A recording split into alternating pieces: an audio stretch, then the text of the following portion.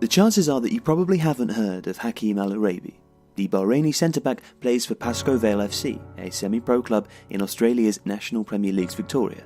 But he was once considered one of the Bahrain national team's brightest talents, at a time when the tiny Gulf Kingdom was considered one of the best underdog sides in Asia. Despite a population of over 1 million people, Bahrain missed out on both the 2006 and 2010 World Cup finals after losing by a single goal in consecutive intercontinental playoffs. But that's when it all started to go wrong in Bahraini football.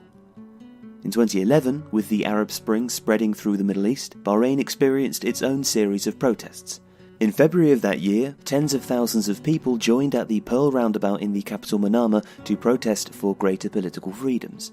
They were put down violently, and in the aftermath, dozens of footballers, sportsmen and women were targeted by the Bahraini authorities for exercising their rights to protest.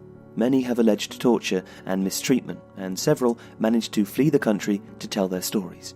Hakeem al-Araibi was arrested in 2012 and accused of rioting and attacking a police station. The problem was that he was actually playing a league game at the time of the alleged riot.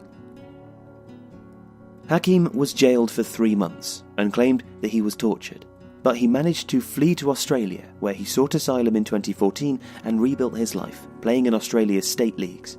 But in November, he went on a belated honeymoon with his new wife to Thailand, and there he was arrested immediately and set on the path to being extradited to Bahrain, where in his absence he'd been found guilty and sentenced to 10 years in jail.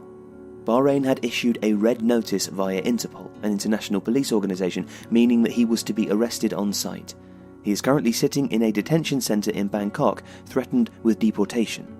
But his story is about more than one persecuted refugee's fight against being returned to an uncertain future.